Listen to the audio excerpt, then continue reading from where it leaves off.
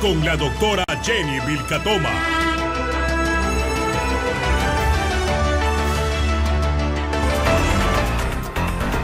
Muy buenos días, queridos oyentes. Estamos un domingo más realizando su programa En Defensa de la Verdad. Soy Jenny Vilcatoma, transmitimos por Radio Exitosa.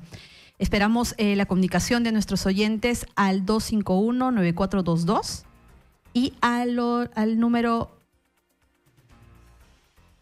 467-4499. Bueno, queridos oyentes, hoy día es un día muy importante, pues estamos viendo por los medios de comunicación acciones por parte del Ministerio Público en el gran caso Lavallato, el mega caso de corrupción, el más grave que ha empañado la historia del Perú. Recién se están dando resultados únicamente porque se han interpuesto acciones tanto contra el fiscal de la Nación y como el fiscal Hamilton Castro, que no han inventado nada. Lo único que han hecho es evidenciar, ¿no?, estas omisiones tan graves que el día de hoy han generado a la investigación consecuencias irreparables. El día de hoy, en este mismo instante, en la Sala Penal Nacional, se está llevando a cabo la audiencia de prisión preventiva contra los representantes de las empresas consorciadas a la empresa Odebrecht en el caso de la carretera interoceánica.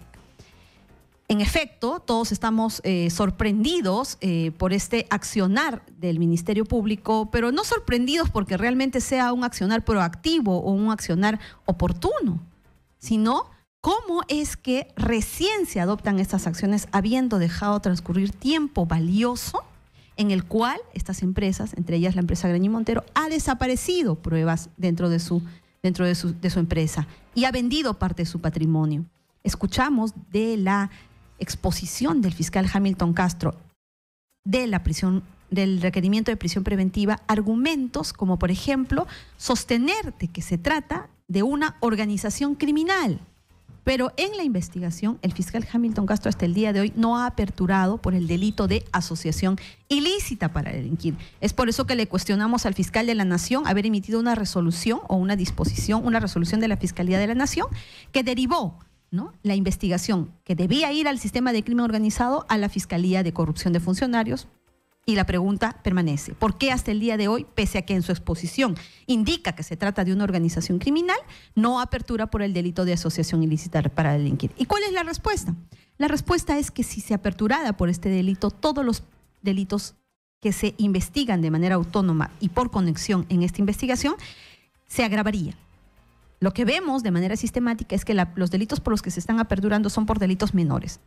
Tráfico de influencias al principio, que ya prescribió, y ahora solamente colusión. Muchos también se preguntarán, ¿no?, ¿por qué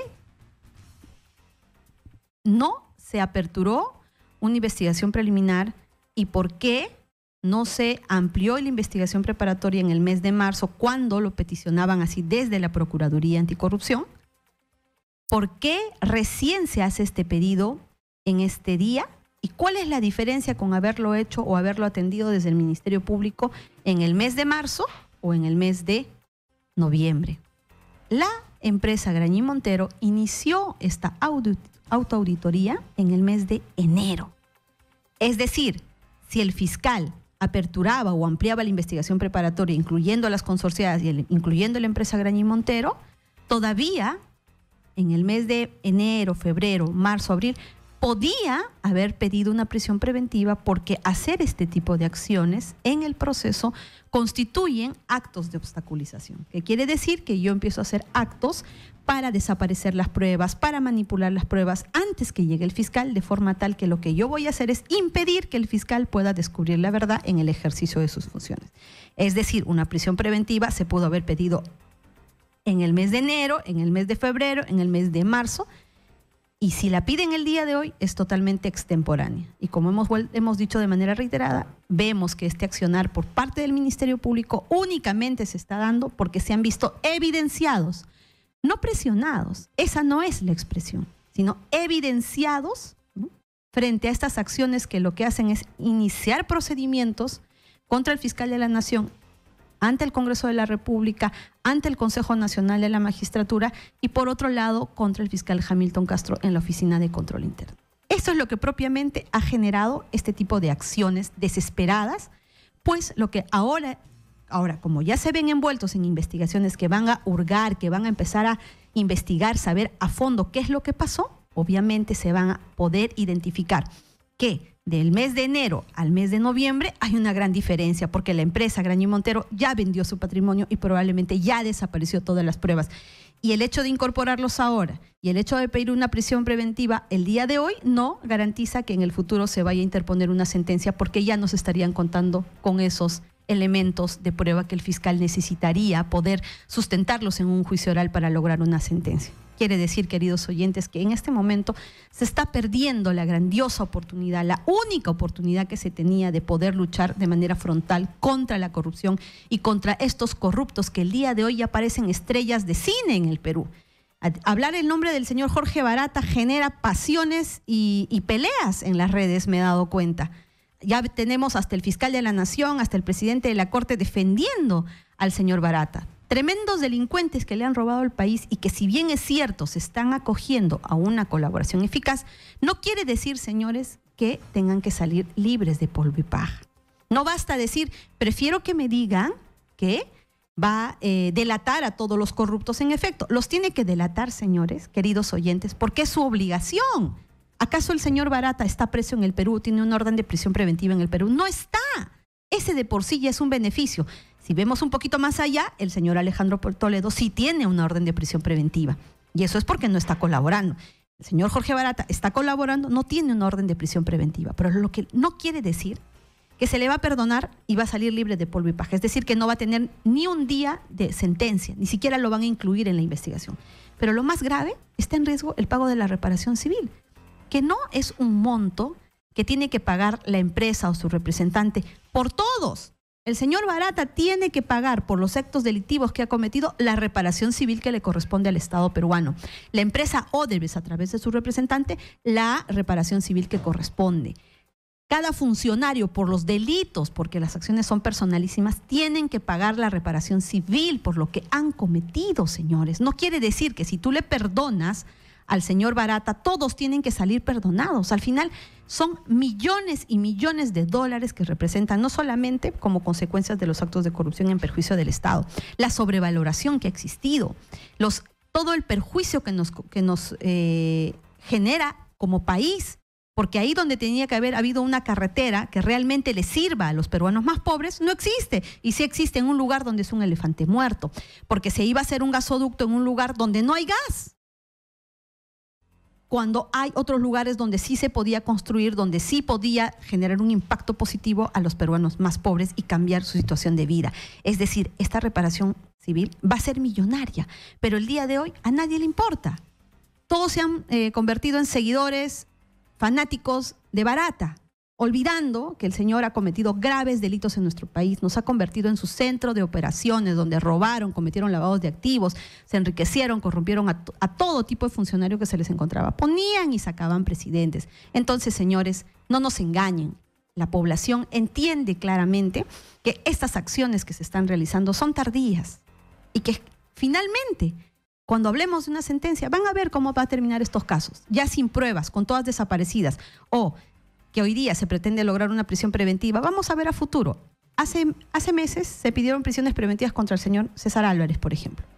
Ya los plazos han vencido y la Fiscalía no formula una acusación. Eso mismo va a suceder en el futuro con estos casos, porque propiamente ya han tenido tiempo de desaparecer todo y ahora se muestran predispuestas, según ellos, a sancionar a aquellos funcionarios que hayan cometido delitos. Pero en realidad, la que debería ser incluida como persona jurídica en la empresa son Graña y Montero y todas las demás empresas, y debería aplicarse las disposiciones previstas en el artículo 150 del Código Penal. A mí me gustaría hacer personalmente una aclaración. Nuestros oyentes son testigos que desde el inicio de este programa y en mis acciones como congresista, como ex procuradora, como ex fiscal, he venido desarrollando denuncias a lo largo de los años contra la empresa Odebrecht, precisamente como líder de toda una organización criminal. Fui yo quien reveló que desde el gobierno, a través del señor ministro Figalo, se protegía a la empresa Odebrecht. Y es ahí que nos enteramos, pues, por palabras del señor Figalo, que Odebrecht ponía y sacaba presidentes. Entonces, por mi parte existe un accionar coherente en el tiempo. Y nuestros testigos, nuestros oyentes son los mejores testigos. En este programa veníamos desarrollando todas estas irregularidades. Decíamos en cada programa, ¿por qué no se incluye a las consorciadas? ¿Por qué no se les pide una prisión preventiva? Se han hecho una autoauditoría. No está conociendo un fiscal que debería conocer. Y en este mismo programa incluso sentamos nuestra posición de la posibilidad de interponer una denuncia constitucional. Es cierto, desde el Partido de Fuerza Popular interpusieron una denuncia constitucional antes que la que nosotros interpusimos. A mí personalmente me causó sorpresa porque entendí que habrían tenido que realizar todo un trabajo de seguimiento de todas estas irregularidades y incluso llegó un momento en que creí que tal vez estábamos versando sobre los mismos hechos y los mismos argumentos. Indagué y me di cuenta que esa denuncia constitucional interpuesta de Fuerza Popular era diferente a la que nosotros veníamos elaborando, con toda la información que teníamos y como lo he dicho bien, con participación de varias personas expertas, de varios fiscales que desde la Fiscalía nos hicieron llegar documentación muy grave que finalmente nos generó convicción para interponer esta denuncia. Finalmente, cuando nos fijamos que los argumentos de la denuncia constitucional de Fuerza Popular eran diferentes a los nuestros, continuamos con nuestra convicción de interponer esta denuncia constitucional. Niego tajantemente las afirmaciones que se hacen al sostener que esta denuncia constitucional ha sido teledirigida desde Fuerza Popular, que ha sido hecha desde Fuerza Popular y que yo solamente le he firmado. Personalmente he realizado esta denuncia con la asistencia de todo mi equipo y con la participación de la señora ex procuradora Catherine Ampuero, antes, durante y después, porque precisamente coincidimos en que estos hechos eran graves irregularidades y que se estaba atentando contra los intereses del Estado peruano. Es así que hemos interpuesto nuestra denuncia, es así que hemos adjuntado medios probatorios, los cuales hemos obtenido desde la misma Fiscalía, porque hay una serie de fiscales indignados por la forma en la que se está protegiendo la empresa Odebrecht, que nos hicieron llegar documentos que los hemos anexado y que, bueno, durante los 15 días y durante la investigación ante la Subcomisión de Acusaciones Constitucionales, empezaremos pues a debatir, a exponer y el fiscal de la Nación hará lo propio. Entonces, reitero, niego totalmente cualquier afirmación de que haya sido Fuerza Popular la que haya elaborado, teledirigido esta denuncia constitucional. La hemos elaborado con la participación de la ex procuradora Catherine Ampuero en la firme convicción de que teníamos que hacer algo frente a estas graves irregularidades, que sin duda, si no se hacían, estos hechos no se estarían dando. No estaríamos viendo el día de hoy una audiencia de prisión preventiva contra los hombres más poderosos del país, pero igualmente alerto de que no se está incluyendo a las personas jurídicas como tales sujetos de la investigación en este caso, porque hay medidas que van desde el cierre de locales hasta la paralización y hasta la liquidación de las mismas, porque lo que se entiende es que estas empresas corruptas no deben seguir operando en el futuro en el país. Pero vemos que esta forma de actuar de la Fiscalía, dándoles tiempo para que puedan desaparecer pruebas, lo único que va a generar es que, señores, de acá a unos meses, la empresa Graña y Montero siga contratando con el Estado como si nada hubiera sucedido. La empresa Odebrecht misma en unos meses más siga contratando, porque ha entendido que como dio información y simplemente pagó la reparación civil que le dio la gana, tiene derecho de tener un futuro en el país. Los ciudadanos peruanos le decimos que no. Toda aquella empresa corrupta debe irse del país. No debe seguir operando, no debe seguir robándole al país. En la historia de la historia del Perú, en la historia del desarrollo de la corrupción, este es el peor momento, porque lamentablemente las graves omisiones del Ministerio Público de por sí ya están generando el día de hoy graves consecuencias que en el futuro, estamos seguros, no van a dar la posibilidad de tener sentencias condenatorias ejemplares proporcionales a los delitos que se han cometido. Recordemos, hasta el día de hoy, el fiscal Hamilton Castro no apertura la investigación por asociación ilícita para delinquir, porque propiamente estaríamos hablando de ello. Bueno, hay algo que está sucediendo mientras todos estamos enfrascados en esta lucha contra la corrupción de este caso Odebrecht, del caso Lavallato. Pero ¿qué está sucediendo en otros lugares del país? ¿Qué están pasando con otras empresas, con otros procesos de selección, con otras obras que se están licitando y que están ganando una serie de empresas? Mientras todos estamos distraídos en estos hechos que por parte del Ministerio Público obviamente generan el rechazo y el cuestionamiento de las autoridades, ¿no? Existen otras empresas que están haciendo su agosto. Existe la presencia, ¿no?, de la empresa española Aldesa, que juntamente con el apoyo de instituciones del Estado como la OCE, el MEF y el Poder Judicial, están contratando con el Estado pese a que tienen sanciones en la OCE. ¿Qué quiere decir? Que incumplen, ¿no?, con los compromisos que se establecen para poder ganar una concesión o una obra pública, reciben la sanción de la OCE, lo cual significa que ya no podrían postular en otro proceso de selección, y sin embargo la misma OCE retira esas sanciones, permite que contraten, porque estas empresas estarían acudiendo al Poder Judicial y a través de medidas de amparo están obteniendo resoluciones judiciales con las cuales desde la OCE se le está permitiendo a esta empresa española Aldesa seguir contratando con el Estado. La pregunta es, antes se cuestionaba y decían, ¿no?, lo cual yo estoy totalmente en desacuerdo. Roba pero hace obra. Yo estoy totalmente de acuerdo con ello. En desacuerdo con ello. Sin embargo, ¿qué está sucediendo el día de hoy con estas obras que estaría ganando esta empresa española Aldesa? Que el día de hoy solamente vamos a hacer una parte introductoria de todo un trabajo de investigación nacional e internacional que estamos realizando, con unos pasajes realmente increíbles que vamos a ir desarrollando en los siguientes programas. ¿Qué está sucediendo con esta empresa?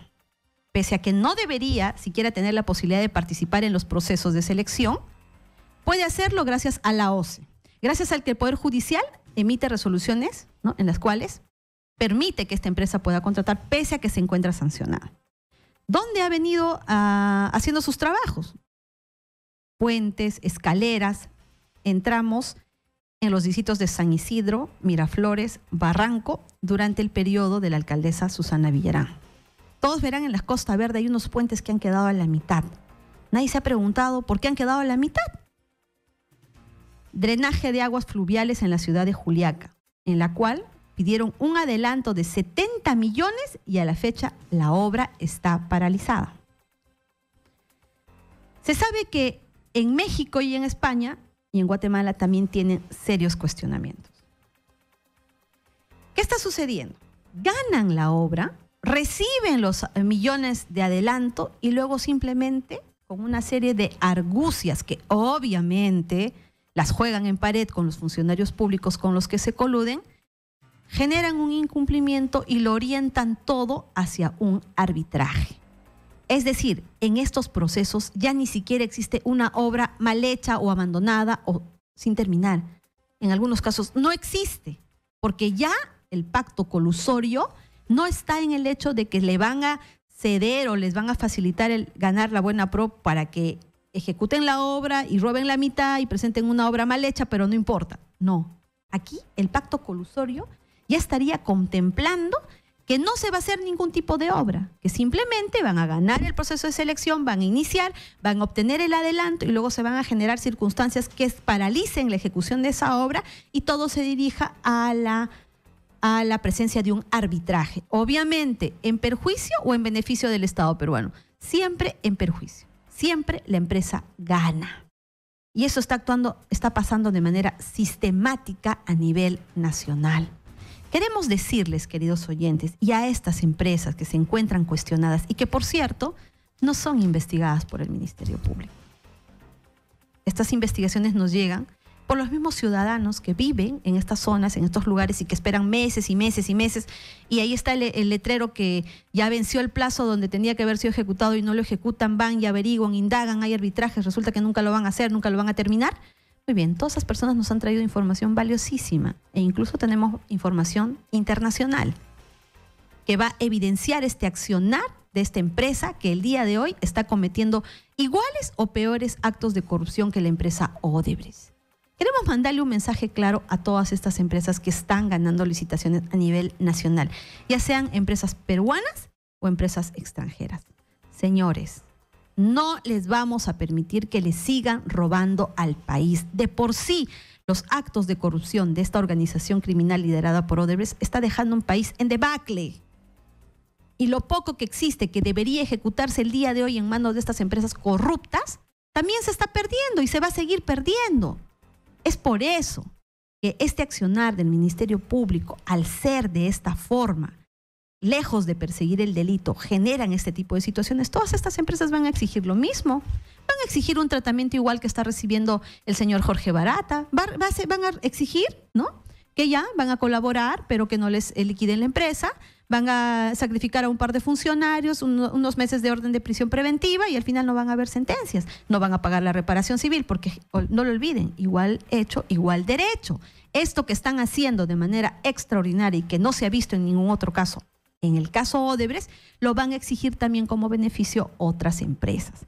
Entonces, queridos oyentes, el próximo programa vamos a desarrollar a detalle. Tenemos las resoluciones, tenemos los documentos, las resoluciones judiciales y también una información muy delicada y esperamos contar con el máximo representante de la OCE la próxima semana, porque aquí el actual abogado de la empresa española Aldesa, ¿no?, habría sido integrante del tribunal de la OCE. Esa pregunta queremos que nos la respondan desde el mismo OCE y nos expliquen cuál es la razón por la que, pese a que ellos mismos sancionan a esta empresa, luego le permiten en segunda instancia a través del tribunal que siga contratando con el Estado. ¿Acaso tiene que ver que este abogado haya sido integrante del tribunal de la OCE y que sea amigo de todos y que conozca a todos y que ahora es abogado de Alteza, lo que genera que esta empresa increíblemente, pese a estar sancionada, siga contratando? Aquí en este programa vamos a explicar qué es lo que sucede en Honduras con esta empresa, qué es lo que sucede en México con esta empresa, qué es lo que sucede en la misma España con esta empresa. ¿Por qué? ¿No? Pese a que existe una crisis internacional, mundial, ¿no?, las ganancias de esta empresa respecto a otras empresas es realmente espectacular. Sobrepasa el 10% según tenemos conocimiento, cuando lo que ahora se puede obtener es el 7% y de manera general está entre el 4, el 5 y el 6%. ¿Cuál es el accionar de esta empresa, ya sea en el Perú y de manera internacional, que está generando estas ganancias extraordinarias? Y como decimos, no vamos a permitir que esto suceda. Vamos a evidenciarlo y denunciarlo. Mientras este caso, que lamentablemente prácticamente está perdido en el caso de Odebrecht, porque no se van a obtener sentencias, señores. Los grandes corruptos, los grandes ladrones del país, acogiéndose a la colaboración eficaz, van a salir libres del pueblo y paja. Probablemente van a pagar una bicoca de reparación civil, ¿no? En el Perú tenemos que seguir lindando con la corrupción, que claro, viendo este ejemplo, no les da nada de miedo, siguen cometiendo los actos de corrupción. Muy importante, señores. Esperamos tener al presidente de la OCE la próxima semana sentado en este programa, dando la cara y explicándonos con documentación qué es lo que ha sucedido en los casos en los que ha sido sancionado y que la OCE misma ha permitido que vuelva a contratar. Muy bien. Nos vamos a una pausa comercial para poder desarrollar a continuación a detalle cuáles han sido los entretelones de esta intervención al narcotráfico, este golpe al narcotráfico que se dio la semana pasada, justo en horas en las que se transmitía este programa y que hicimos como anuncio, ¿no?, contra una organización criminal de narcotraficantes, pero liderados por los integrantes del ejército peruano. Y digo entre telones porque desde la misma policía, pese a haber sido un operativo exitoso, no quieren dar la cara porque se entiende que no quieren que esta información la conozca el pueblo peruano, simplemente para que sigan controlando los tantos millones que están recibiendo sin resultado alguno en la lucha contra el narcotráfico. Muchas gracias, queridos oyentes. Regresamos después de una pausa. Son las 10:31. Continuamos con En Defensa de la Verdad con la doctora Jenny Vilcatoma. Queridos oyentes, continuamos con nuestro programa desde Radio Exitosa, En Defensa de la Verdad. Soy Jenny Vilcatoma y creo que hoy debe empezar una tarea para todos los peruanos. Creo que debemos recuperar el Perú. Recuperarlo de las manos de la corrupción. Recuperarlo de las manos de la delincuencia, recuperarlo de las manos y dominio del narcotráfico. Realmente la situación que estamos viviendo en nuestro país en este momento es desolador, pero que exige por parte de sus autoridades un cambio total y una toma de decisión para luchar contra estos grandes flagelos que están destruyendo nuestro país y que necesitan y urgen se tome acciones importantes, como por ejemplo que la señora Premier destituya a la señora Carmen Macías, la cual viene recibiendo un millonario presupuesto de 256 millones de soles, pero que como resultado nos ofrece ser los primeros productores de cocaína para el mundo. Yo no entiendo bajo qué criterio tú le das más plata a alguien que te da este resultado. Si yo fuera, yo la destituyo en el momento. Leo ese Plan Nacional de Lucha contra las Drogas, que es un desastre. Obviamente no le doy un solo sol más y destino ese dinero, y le doy todo ese dinero a las instituciones como el Ministerio Público, como la Policía Nacional y a otras que finalmente puedan empezar una verdadera lucha contra el narcotráfico en la erradicación del cultivo de la hoja de coca. En este momento vamos a darle pase a la Sala Penal Nacional para poder hacer un poco el seguimiento del desarrollo de esta audiencia de prisión preventiva contra los representantes de las empresas consorciadas a la empresa Odebrecht. Adelante. Indudable, eso es indudable. Pero yo creo que esta es la oportunidad para establecer criterios válidos y aplicar, tratar desigual a los desiguales. Exitosa. Porque los mismos criterios que pueden servir para un sujeto que no tiene esas mismas condiciones no pueden ser aplicados a rajatabla.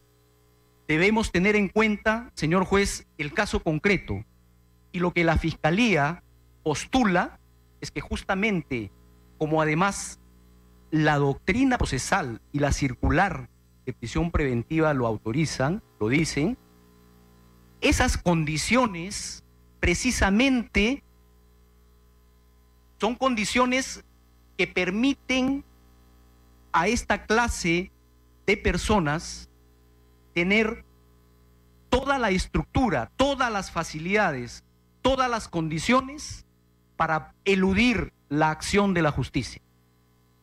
Y esto no es, señor, un derecho procesal asegurativo de ricos, como por ahí dice algún autor, porque con la misma idea podríamos decir que como el pobre no tiene cómo exhibir esas condiciones, entonces a él sí le valoramos estas condiciones. Entonces ahí podríamos decir que hay un derecho procesal asegurativo para pobres. Exitosa. No, señor. Examinemos el caso concreto. Y aquí quiero apelar, señor juez, como marco teórico general, lo que dice el profesor César San Martín sobre el partido. Si me permite un instante. Exitosa.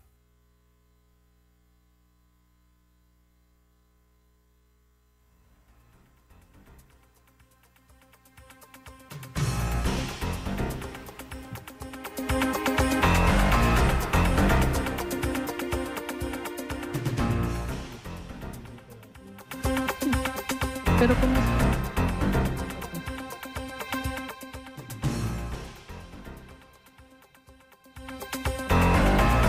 Hemos tenido en pantallas el desarrollo de la audiencia de prisión preventiva. En efecto, observamos al doctor Hamilton Castro esbozar los argumentos que para una prisión preventiva, ¿no?, tienen que versar sobre la existencia de elementos graves y fundados, de la existencia del delito y la vinculación con la persona que está siendo, de la que se pide su prisión preventiva, ¿no?, que la pena sea superior a 4 años y que exista obstaculización. Entendemos que si la empresa Graña y Montero se ha hecho una autoauditoría donde ha desaparecido todo, la obstaculización está aprobada, ¿no? Entonces vamos a seguir, ¿no? En unos minutos más vamos a enlazar otra vez con la Sala Penal Nacional para poder conocer cómo se va desarrollando esta audiencia de prisión preventiva. Estábamos tocando el tema muy importante, que no deja de ser importante, en el tema de la lucha frontal contra el narcotráfico. La semana pasada habíamos anunciado que se había dado un golpe, ¿no?, a una... ya. Muy bien, disculpen, vamos a continuar con este tema en forma posterior, pues ya tenemos en la línea a la periodista Mariela Balbi, con quien vamos a conversar sobre estas acciones que existieron durante la campaña del no a la revocatoria con la señora Susana Villarán y cómo es que ciertos periodistas defendieron de manera férrea esta campaña y cómo otros fueron víctimas, ¿no?, de este accionar por tratar de defender o de salvar la gestión de la señora Susana Villarán. Mariela, muy buenos días. Gracias por estar en Radio Exitosa.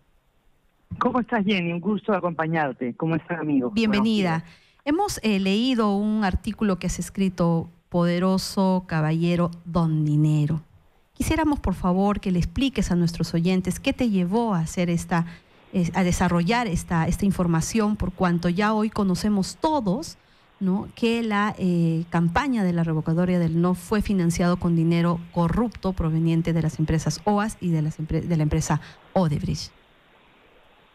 Bueno, mira, tú estás transmitiendo también en la intervención del fiscal Hamilton Castro desde la Sala Penal Nacional sobre el pedido de prisión preventiva a los representantes, a los directivos de las consorciadas de Odebrecht en la interoceánica.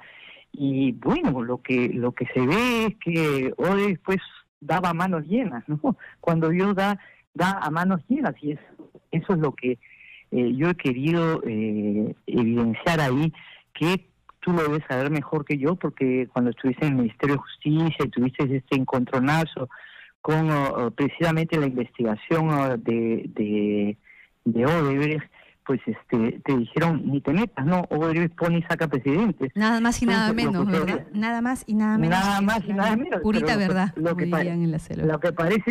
parece ser una cosa, pero ni que hubiera sido clarividente, ¿no? Porque es tal cual. Lo que vemos es que Odebrecht ha intervenido en las campañas ¿cómo se llama?, de Toledo, ha intervenido en el gobierno de García, ha intervenido en el gobierno de Ollanta Humala, y en este gobierno estamos viendo que también, pues, si bien ya se le evidenció el tema del abajato, pero también estamos viendo que hay algunas vinculaciones de miembros, por ejemplo, el exministro Manuel González, que, aportó plata de un pago de Odebrecht a la campaña electoral y ha tenido vinculaciones con una red en el Ministerio de Economía. En fin, es realmente sorprendente. Entonces, finalmente, Poderoso Caballero Don Dinero, en la revocatoria fue lo mismo.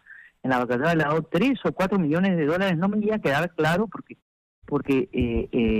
algunos dicen 3, otros dicen 4, pero en fin, 3 o 4 millones de dólares para la revocatoria, cosa que nadie, pues, digamos, podía creer, aunque se sabía que estaba Luis Fabre, se sabía que estaba FX Comunicaciones, que es de Vladimir Gareta, este publicista, pues no era pues una cosa tan de corruptela, porque ese dinero ha salido de la caja 2, que es la caja donde se pagaban los sobornos, los manejos. Así es. Y bueno, lo que hay que establecer, yo no tengo prueba, es que si la prensa que apoyó tanto a Susana Villarán, tanto, no creo que estaba al tanto de esto, pero por lo menos no sé si han visto beneficiar de alguna manera, pero en todo caso hubo un apoyo, pero así férreo, de la prensa a Susana Villarán, a la exalcaldesa, y lo mismo fue durante la elección, ¿no? Porque la elección que llevas a la exalcaldesa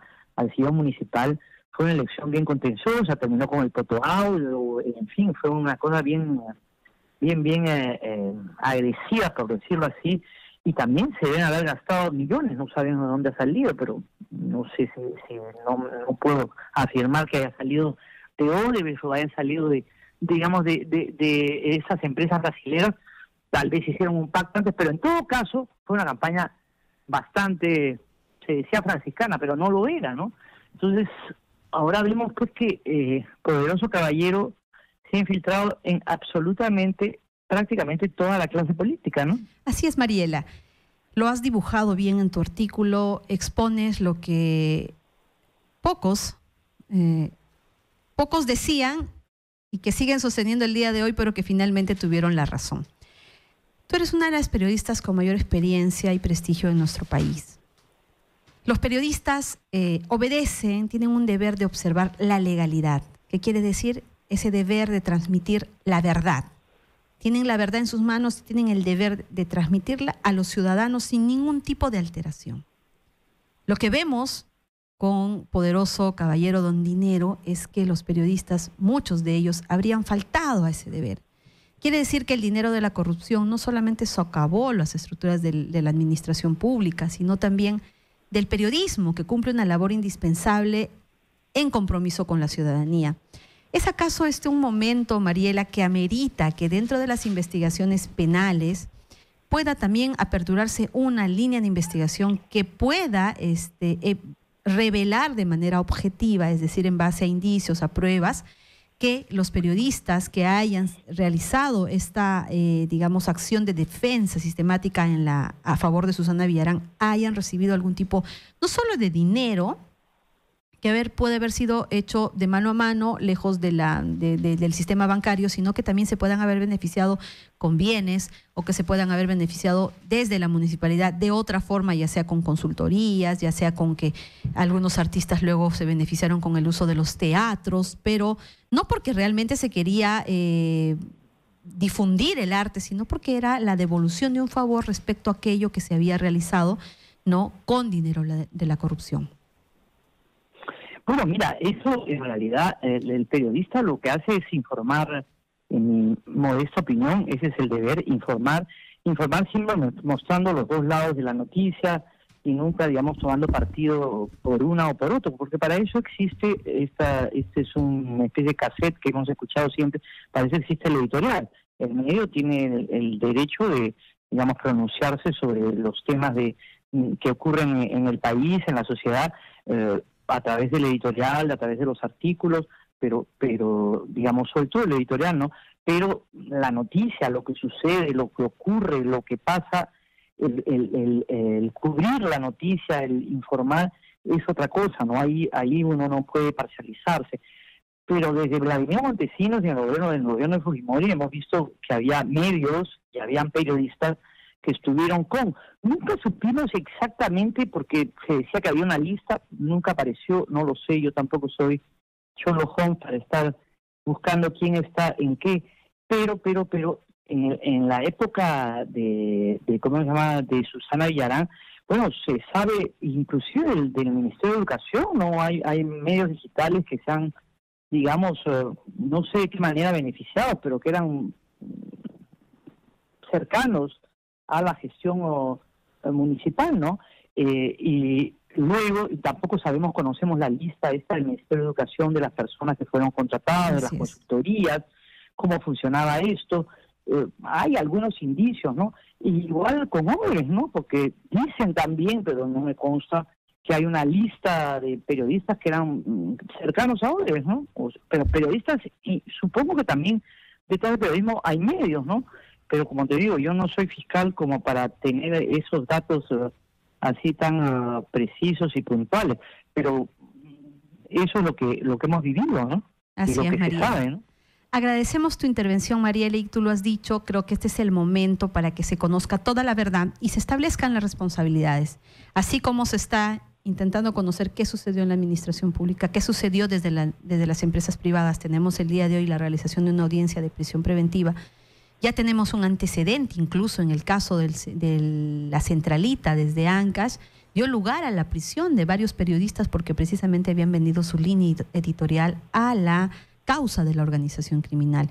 Esperamos de que este sea el escenario que también obligue a las autoridades a realizar las investigaciones de forma tal que se sepa, ¿no?, hasta dónde llegó todo el dinero sucio de la corrupción de las empresas brasileñas como OAS y Odebrecht. Muchísimas gracias, Mariela. Y hasta una próxima oportunidad. Un abrazo. Gracias. Un gusto. Chao. Hasta luego. Gracias.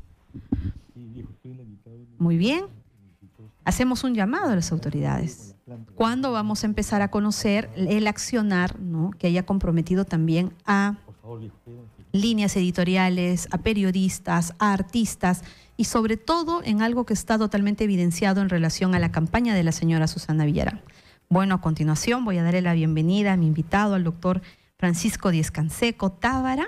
Para mí es un gusto tenerlo presente en Radio Exitosa. Bienvenido, doctor Francisco. Muchas gracias, Jenny, por la invitación. Siempre tú tan valiente y diciendo las cosas directamente. Hay muchas cosas que tenemos que conversar. Y además, en algún momento te voy a hacer unas preguntas, ¿te acuerdas del Consejo Nacional de Moral Pública? Así es, creo que en este momento se hacen más urgentes que nunca. Así es un proyecto que compartimos y el que tú colaboraste con mi partido y conmigo para presentarlo y que luego fue congelado por el fujimorismo en el Congreso. Bueno, creo que este es el momento como para que los proyectos de ley como el de la Procuraduría y el de Consejo de la Paz tengan que ser revisados precisamente por la realidad que existe hoy en el Perú, ¿no? Que nos revela la urgente necesidad de instituciones que puedan desde la Procuraduría hacer su trabajo correctamente en este tipo de procesos, que ya no sean designados por el Presidente de la República.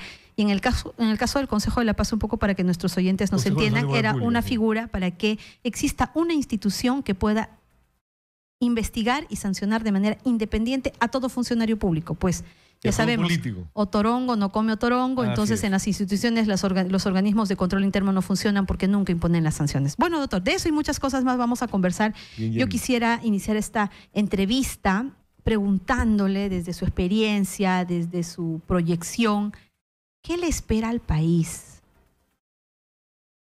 Es urgente recuperar al país de las manos de la corrupción, del crimen organizado, del narcotráfico, de la desnutrición, pero tenemos situaciones que generan impunidad, no porque nunca se hayan investigado, sino porque cuando llegan al Ministerio Público reciben este tratamiento como el que estamos viendo, ¿no?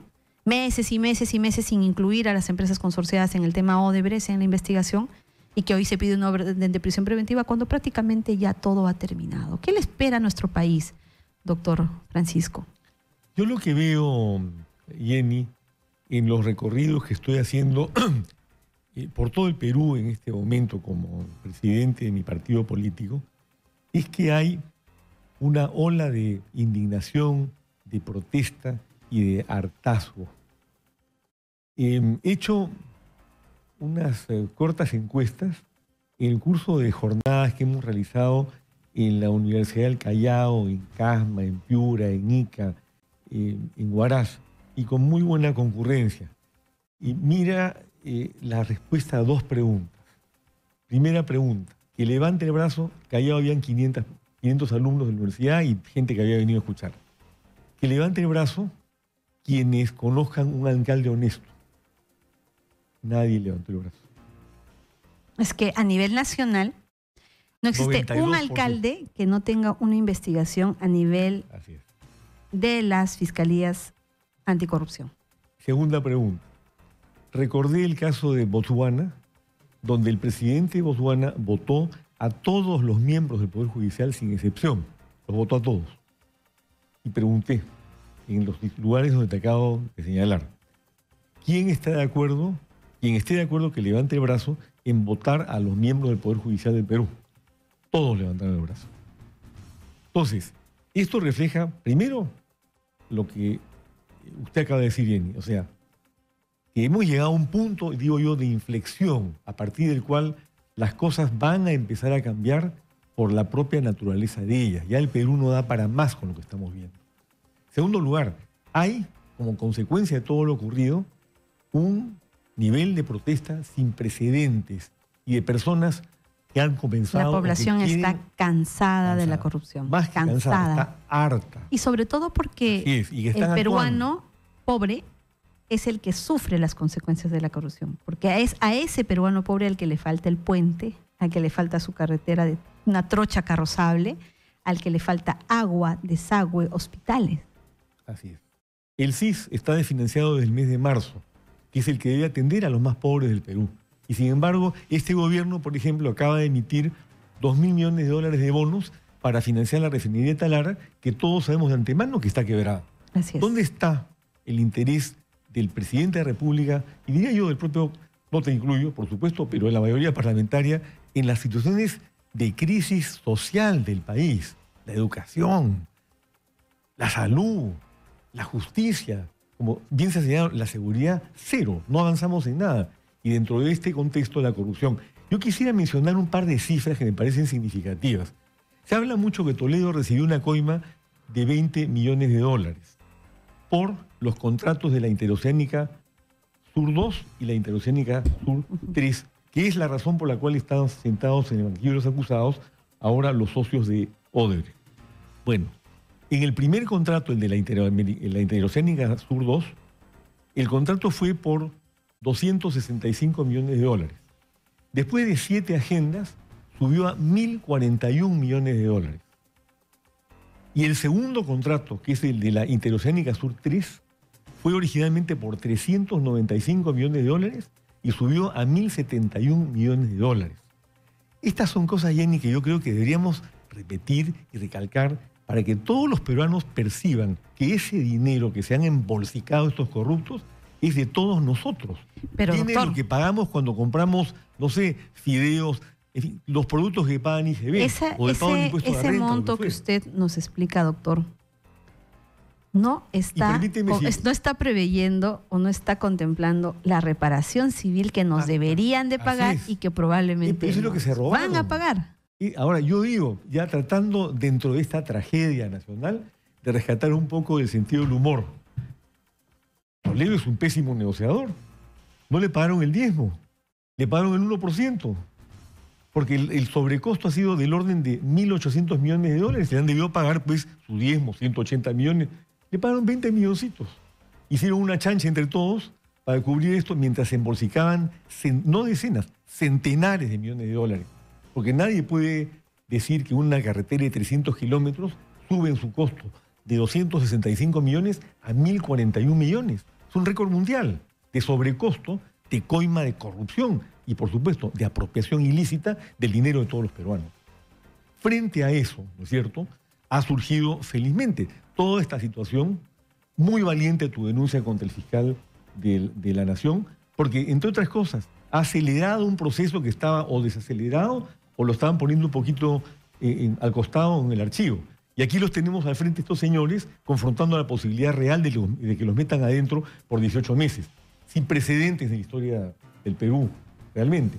Ahora, la pregunta es, ¿qué hacemos? Seguir adelante, hay que seguir denunciando, hay que seguir convocando, hay que seguir creando conciencia, es la única forma, porque el poder está en manos de ellos. Como parlamentaria, yo quisiera formularte una pregunta. ¿Tú crees que Mauricio Mulder va a investigar y denunciar a Alan García? ¿Tú crees que Úrsula Letona va a investigar y denunciar a Keiko Fujimori? ¿O que Mecha Arauz va a hacer lo propio con Kuczynski? ¿O que Marisa Blay va a hacerlo con Susana Villarán? No lo van a hacer, son parte de la misma bancada, de los mismos intereses, del mismo partido y, por supuesto, entre ellos no se denuncian. Entonces mi pregunta es, ¿quién moraliza a estos moralizadores? Están en la Comisión Lavajato. La Contraloría, doctor, según el Contralor anterior, Jenny, según el Contralor anterior, recordarás cuando se retiró el año pasado, no Alacrón, como le puso Carlos Álvarez, sino el anterior, él dijo, y tengo grabadas las cifras, dijo, nosotros hemos denunciado a 11.000 funcionarios. Solamente han recepcionado la Fiscalía de la Nación 550 denuncias y hay 33 funcionarios presos. O sea, una tomadura de pelo. Y dijo algo más grave todavía. La Contraloría solamente controla de las 650 instituciones del Estado, el 25%. O sea, no hay ningún control. Lo que no dijo, además, es que es control ulterior, no previo. Entonces, primero hacen la trafa, reparten la coima, se embolsican el dinero de todos los peruanos, después los controlan y solamente alrededor de ¿cuánto? El 0.1% de los funcionarios denunciados, el 1% va a la cárcel. Tomando la cifra que usted acaba de indicar, expuesta por el Contralor Fuad Curi, si no me equivoco, hablan de un número de funcionarios denunciados, de los cuales hasta el día de hoy no se sabe, ante la Fiscalía, no se sabe que hayan tenido sentencias o vayan a tener sentencias. No, dice que hay 550 recepcionadas. ¿A qué vamos? Y 33 en la cárcel, en ese momento hace un año. Prisiones preventivas probablemente, porque sentencias en sí no se conocen las sentencias. Pero hay un tema que me interesa tratar con usted. La Contraloría tiene ya facultades para imponer sanciones administrativas que llegan hasta la destitución. Es decir, en tanto las denuncias penales, las investigaciones duran 1, 2, 3, 4, 5, 6, pese a que el nuevo modelo procesal ya establece plazos cortos, el funcionario sigue en su cargo, sigue conociendo procesos de selección, ¿Debería la Contraloría haber adoptado medidas como, por ejemplo, la abstención en sus funciones, ¿verdad? ¿No? O una suspensión que lo saque de ese cargo mientras dura su investigación administrativa? Pero en la Contraloría hemos tomado conocimiento que no se ha emitido una sola de estas medidas preventivas. Es decir, el funcionario investigado penalmente a nivel de la Contraloría, respecto a todas las instituciones, sigue elaborando.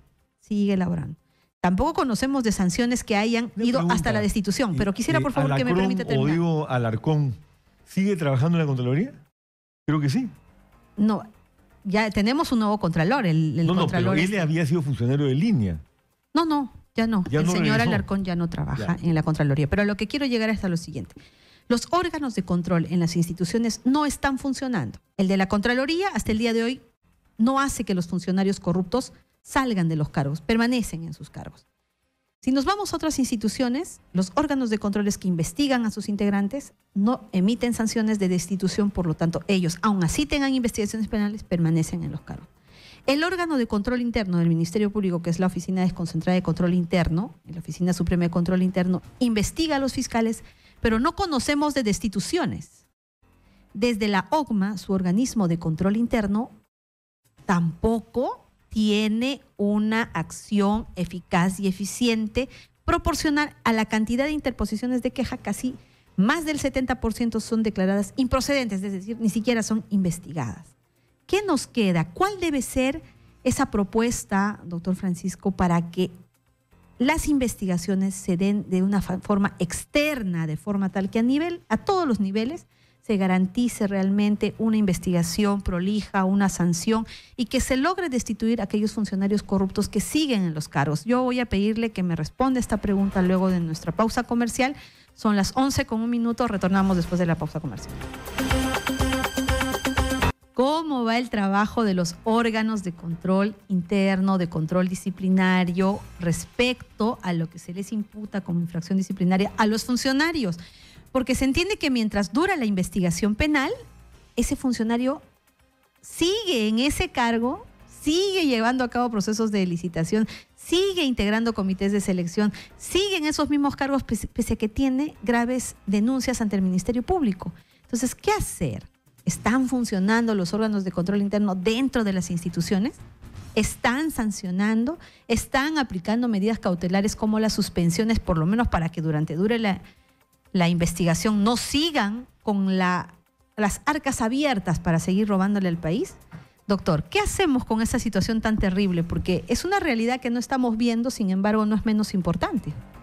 Bueno, yo recuerdo, Jenny, que cuando nosotros en Perú Nación preparamos el proyecto para crear el Consejo Nacional de Seguridad Pública, y usted estaba todavía en las filas del fujimorismo, nos reunimos varias veces para afinar el proyecto. Hay que comunicarle un poco a nuestros oyentes en qué consiste esta propuesta ante este problema tan grave de que los funcionarios no sean sancionados dentro de sus instituciones y sigan en los cargos. Un poco expliquémosles a nuestros oyentes. La idea del proyecto es muy clara. Hemos visto cómo, y lo acaba de mencionar acá la doctora Vilcatoma, los órganos de control interno del Poder Judicial, del Ministerio Público, etcétera, no funcionan. En la propia Contraloría existía una gerencia anticorrupción que fue eliminada por el Contralor Alarcón, ni siquiera cuando llegó a la Contraloría, cuando fue nombrado vicecontralor. Entonces, era una forma de desactivar cualquier forma de control en un escenario en el cual la corrupción es rampante.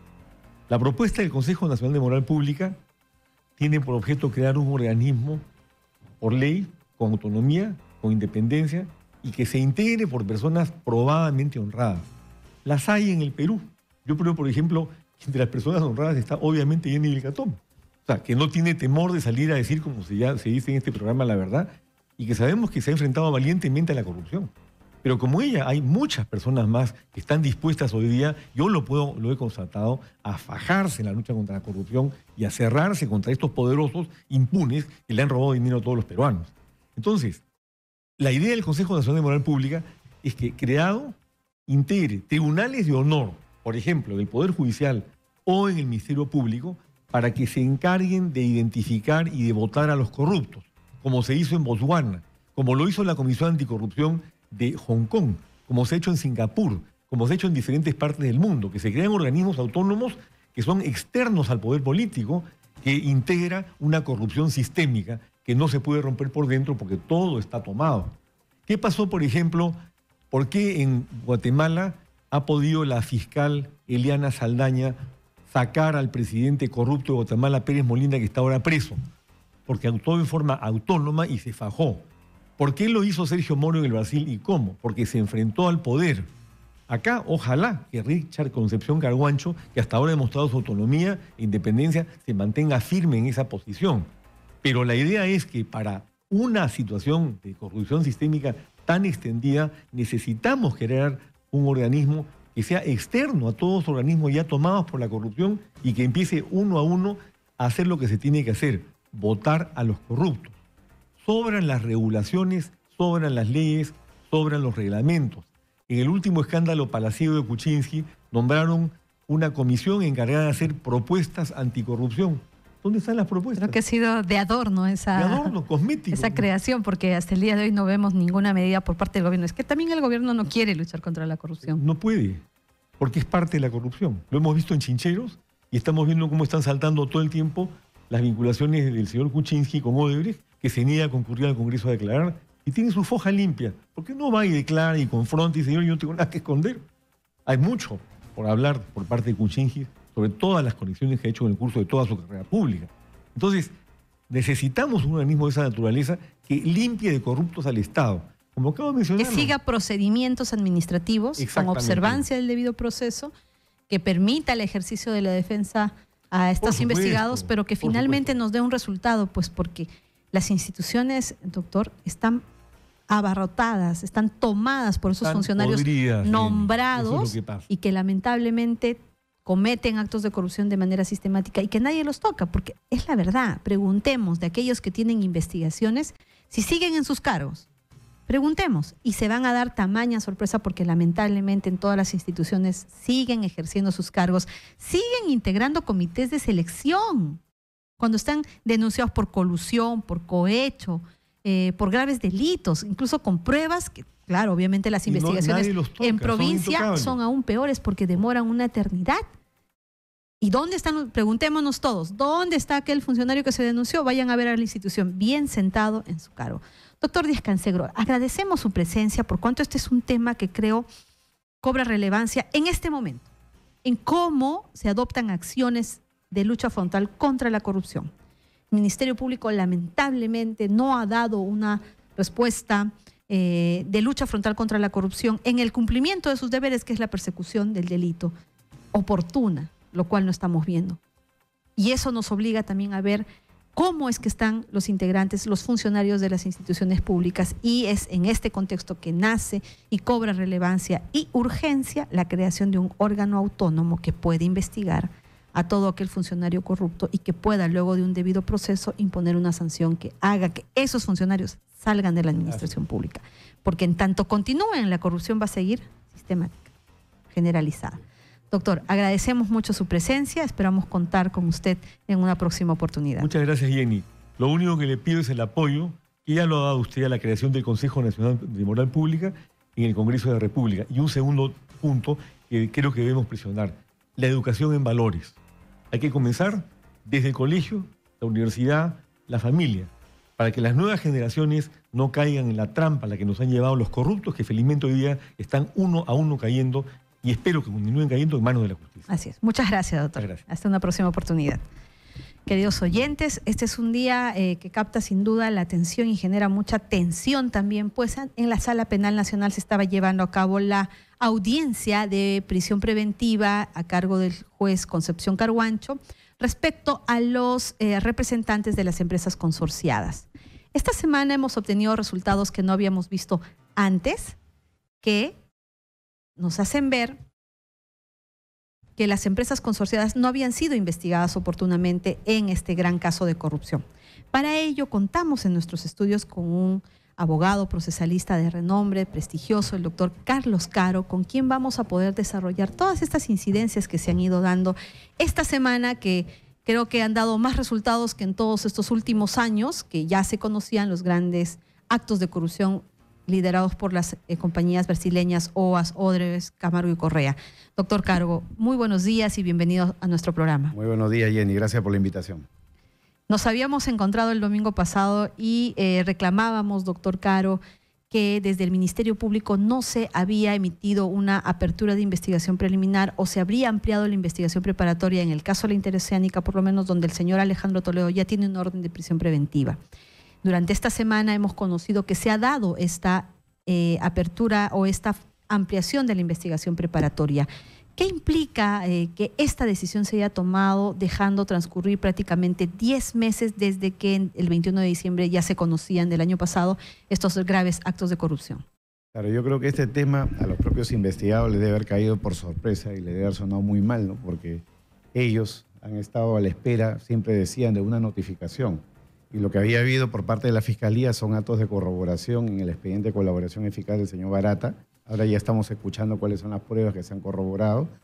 Y desde luego ellos han sido incorporados directamente en la preparatoria. Lo normal, como correspondía, ¿verdad? Claro, lo normal, lo común es que alguien vaya a la preliminar, pero cuando los elementos de convicción ya adquieren cierta fuerza y se puede imputar concretamente a una persona hechos específicos, delitos específicos, la Fiscalía está autorizada a pasar directamente a la preparatoria. Y ahora todo se ha gatillado muy rápido porque se ha pedido, pero se han incorporado estas personas en la preparatoria y inmediatamente se ha pedido la prisión preventiva y hoy día se va a definir esa situación. A mí me parece de que el Ministerio Público está reaccionando, ¿no? Tal vez un poco tardíamente, pero creo que ahora está haciendo la tarea sobre estos temas que estaban pendientes de decisión y resolución. Y más allá de lo que se decida en relación a la prisión preventiva, lo importante es que ya exhibió que tiene un caso, ¿no? Tiene un caso que está siendo objeto de investigación, con lo cual está incluso bajo cuestión lo que la propia empresa, una de ellas, había ya exhibido estos días, que era un informe interno, ¿no? Así es, doctor. En el caso de la prisión preventiva, uno de los elementos, si bien es cierto, deben concurrir todos de manera conjunta, pero los que cobran mayor relevancia en la evaluación del juez es la obstaculización. El juez podría considerar como un acto de obstaculización que la empresa Graña y Montero haya contratado una empresa auditora internacional y haya realizado esta autoauditoría en la cual ha concluido que no habría cometido actos de corrupción? A ver, eso teniendo en cuenta que esto incluso ha iniciado en el mes de enero de este año. Claro, eso digamos podría tener alguna relación con los imputados solo en la medida que ellos hayan determinado, digamos, o hayan direccionado esta auditoría, ¿no? Eso es algo que tendría que ser de cargo de la Fiscalía. Entiendo yo que en el caso concreto de la empresa de la que estamos hablando, que es Graña y Montero, los dos imputados, entiendo, por lo que se ha dicho, por lo menos públicamente, ya no son parte, digamos, del directorio de la empresa, con lo cual habrían, suponemos, estado, digamos, al margen de este proceso que se ha realizado más bien en los Estados Unidos y con una finalidad muy concreta, Jenny, que es hacer frente a las autoridades americanas, porque Graña es una empresa que cotiza en la Bolsa de Nueva York, al igual que Odebrecht, y por lo tanto está sujeta a las normas anticorrupción, las normas de la Ley de Prácticas Corruptas en el Extranjero, de manera que estaba obligada, digamos, a hacer una auditoría. Pero es muy importante poner a relieve algo que dijo el propio presidente del directorio de la empresa, que es el señor Augusto Bertel. Él dijo que la auditoría no acredita que no haya habido corrupción, lo que acredita es que no han habido pruebas de que no ha habido corrupción. Pero y si podríamos concluir también que si nos dicen no ha habido corrupción o si ha habido corrupción, lo que es no hay pruebas, pero después de que ellos le hacen un recorrido a toda la documentación, a todos los trabajadores, ¿se pueden haber desaparecido esas pruebas en la ejecución de esta Esa es una posibilidad por la cantidad de años que han transcurrido. ¿No? Han pasado 12 años desde esa licitación y es un poco difícil que una empresa haya sido muy escrupulosa en lo que es la custodia de esta información.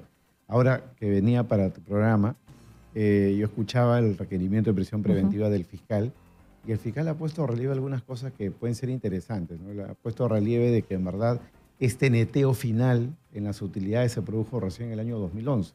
Es decir, no fue el 2005, 2007, 2009 ni 10, sino fue el año 2011, 6 años después, ¿no? Entonces, para el fiscal, este es un elemento de sospecha, porque dice, estos mayores riesgos, ¿cómo tú lo vas a calcular 6 años riesgos después? adicionales, claro. Los riesgos adicionales una vez que ya concluyó el proyecto. Entonces ahí tiene, digamos... Y uno de los argumentos, doctor, en esta autoauditoría que se realizaron, dota de contenido a esta expresión de riesgos adicionales e indica que uno de esos riesgos adicionales que dio lugar a un mayor pago de utilidades se dio porque Odebrecht fue la empresa líder de todo el consorcio. Empezando, no hay coherencia en decir riesgo y empresa líder. Claro, si hay alguien que tiene el frontis, digamos, de la operación, alguien que lidera, en principio, esta empresa, digamos, con la larga y trayectoria de experiencia que tenía. Hay que recordar que Odebrecht fue fundada en Perú, Odebrecht Perú fue asentada en el año 1979. Así es. Estamos hablando de una empresa que tiene ya casi 40 años en el mercado peruano. Entonces, que no pueda calcular esos riesgos adicionales es algo que ellos tendrían que probar y de qué manera, digamos, eso ha influido en la determinación final de las utilidades, ¿no? Hay un dato adicional que ha señalado el fiscal en su requerimiento, y es que él ha citado declarar como acto de corroboración a los auditores de PricewaterhouseCoopers, que han, digamos, auditado las utilidades, ¿no? Y los auditores han dicho de que a ellos les parece inusual de que haya habido este tema de los riesgos adicionales, pero que para ellos, digamos, no es un tema observable en la medida que es un acuerdo entre privados y entre privados se pueden regalar la plata si quieren. Ellos no han hecho una auditoría forense para buscar si hay delito de evasión tributaria u otros. Ellos han hecho una auditoría simplemente para que las cuentas estén neteadas desde el punto de vista formal. Y si hay un acta de directorio, ellos no la cuestionan, pero sí dicen que les llama la atención. Les llama la atención, que es inusual, porque que precisamente este trabajo que hizo esta empresa ha versado sobre los riesgos adicionales.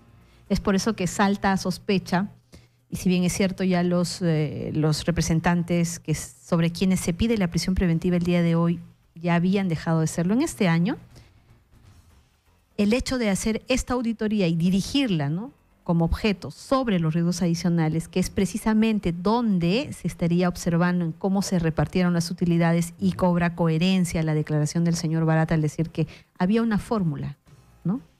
Graña y Montero sabía y que había una fórmula de distribución. Entonces, es por eso que retorno a mi pregunta, ¿no? Si bien es cierto, tendría que establecerse el tiempo en el que estuvieron o no estuvieron estos representantes, pero no dejan de ser dueños, ¿no? No dejan de tener influencia en la institución sobre la cual ellos necesitan que se limpien las pruebas que finalmente los van a comprometer en el futuro. En esa medida yo le preguntaba si es que el juez puede valorar esta acción como un acto de obstaculización, que si bien es cierto, ¿no? Se puede tener siempre como un dato periférico, pero para tenerlo como un dato central y motivar en ello una decisión tendría que la Fiscalía conectarlo, ¿no? Conectarlo. Y hoy día no lo ha mencionado el fiscal, hasta donde yo he escuchado el requerimiento completo de la Fiscalía. El fiscal no lo ha mencionado como un elemento de convicción para el riesgo o peligro procesal, ¿no? Creo que además porque a él no se lo han entregado. O sea, creo que hemos escuchado todos de que el informe existe, pero no se le ha hecho llegar seguramente a la Fiscalía el documento final, ¿no? Y ahora, digamos, pero causa sospecha porque el fiscal podría constituirse o pedir una incautación, ¿no?, ante el Poder Judicial exactamente de ese documento, y más aún si tuviera la premura de sustentarlo en una orden de prisión preventiva, porque los elementos de la prisión preventiva, graves elementos, la existencia de elementos graves y fundados, pena superior a 4 años, obstaculización, peligro de fuga y obstaculización. El peligro de fuga, ¿cómo lo estaría sustentando? Creo que la obstaculización sería, digamos, el elemento fuerte que debería explotarse en esta circunstancia, porque hay que acreditar la existencia de los requisitos. Sí. El día de hoy el fiscal lo que ha señalado son 3 temas importantes sobre el peligro procesal. Uno, ha dicho que la mayoría de estos señores tienen sendos viajes al extranjero. Y mucha facilidad para salir. Ha puesto relieve una cita del doctor San Martín, en el sentido, usando las palabras de la Fiscalía, de que no puede haber, digamos, una justicia penal para ricos, una justicia penal para pobres, ¿no? Un pobre, por el hecho de ser pobre y que no pueda viajar, entonces de consecuencia lo meto a prisión preventiva, y a uno que está en una situación inversa, pues entonces lo puedo favorecer de esa manera. Entonces, para que no haya 2 estándares, la Fiscalía reclama de que esta facilidad para viajar, para poder escapar de la acción de la justicia, ha puesto algunos ejemplos por ahí, es un elemento que tiene que ser valorado. Segundo, ha puesto de relieve el tema de organización criminal. Dice que aquí hay una organización criminal, y en el caso de Heredia y Humala, ese ha sido un elemento fuerte para efectos de confirmar la prisión preventiva. Y lo tercero que ha puesto de relieve es que en el caso de alguno de ellos incluso tiene nacionalidad extranjera. Uno de ellos tiene nacionalidad italiana, lo que significa que en verdad podría suceder que en algún momento vaya a Maiman, se refugie en su país. Y... ¿No considera usted estos elementos propuestos demasiado débiles, por cuanto sustentar de que se trata de una organización criminal, pero el fiscal no ha aperturado la investigación formalizado por organización criminal? Él mismo lo ha dicho en su requerimiento, ¿no? Yo en lo personal creo de que acá hay un caso ¿Cómo le va a dar la prisión preventiva si es que no está sustentando? Yo creo que hay un caso muy fuerte seguramente para ir a juicio y eventualmente definirse ahí la responsabilidad o no de los imputados. Pero yo creo que el tema del Claro, peligro porque si usted procesal nos indica que esos son los argumentos que realmente no son argumentos a mi no juicio son contundentes, poderosos, ¿no? no son argumentos poderosos. contundentes, ¿no? Entonces, pero ahora tengamos en cuenta también... Porque lo primero que le dirá el juez al fiscal, usted me dice que son una organización criminal. La investigación está Contra ellos no está aperturada por incorporada. asociación ilícita para delinquir. No. Entonces, ¿de qué estamos hablando? Claro, claro. Y ese es Entonces, uno de los cuestionamientos más fuertes que versa sobre la fiscalía, ¿no?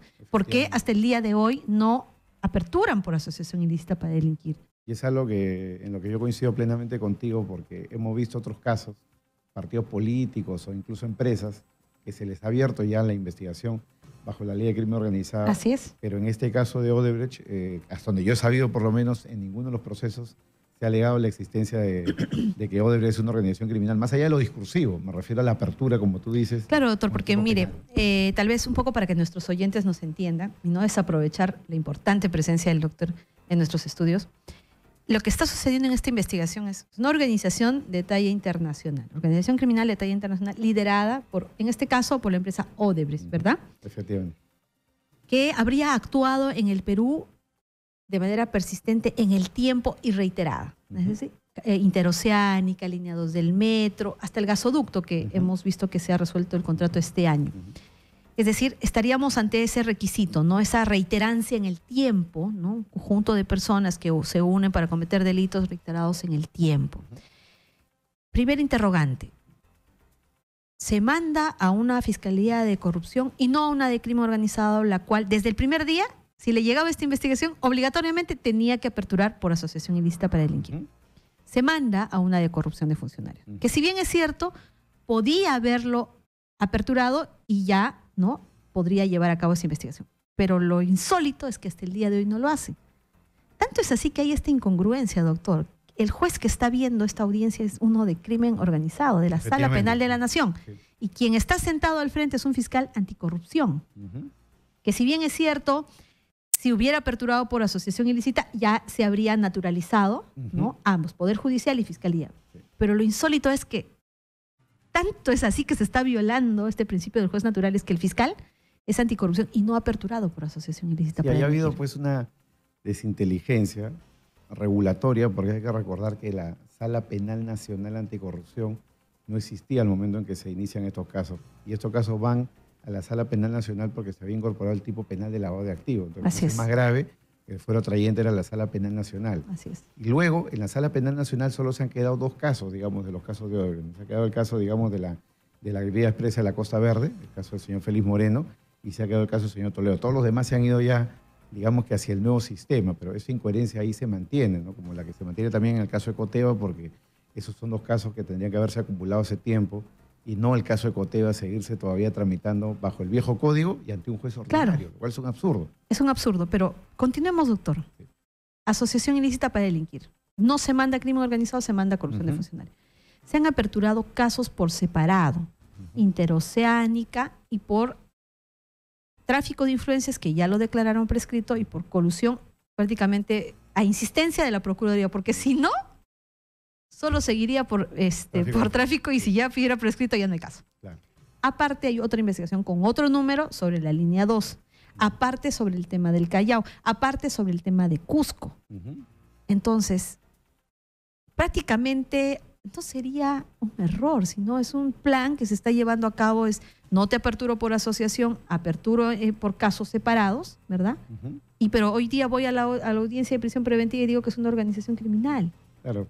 Y hay que recordar la experiencia de los casos de Montesinos y Fujimori, ¿no? En todos esos casos, la apertura incluía asociación para delinquir, que en el camino se debatía y muchas veces archivaba asociación, Claro. y en otros había condena. Pero, digamos, estaba justificada la investigación bajo esos términos. Y acá, esto es algo que debió también suceder así. Solo que la Fiscalía en este punto ha sido muy flexible, muy laxa, digamos, en no incorporar... Yo los le tipos llamo penales. irregularidades en Claro, el ejercicio de la claro. función y presunta Digamos, comisión de ilícitos penales en el ejercicio claro. de la función. No incorporar el delito que correspondía, además, a la luz de su propio discurso. Propio O discurso. sea, el crimen organizado, pero no imputar ese delito ni aplicar la ley de mención, ¿no? Digo que soy monja y no me ponga el hábito. Algo así. Y así voy a comulgar. Eso está haciendo el fiscal Algo así. Hamilton Castro. Adicionalmente, doctor, dibujando la organización criminal, ¿quiénes serían los cabecillas? ¿No? Ya, si hablamos de Odebrecht netamente, porque hay otros casos donde están otras empresas, perdón. Encabezaría Odebrecht y a continuación vendrían presidentes de la República, ¿verdad? Y a continuación vendrían funcionarios públicos como ministros, servidores públicos y también la participación de funcionarios de las empresas, ¿no? O sea, por un lado tendríamos la cúpula Odebrecht, pero Odebrecht no se ha presentado sola, sino viene como consorcios con Graña y Montero casi siempre y otras empresas.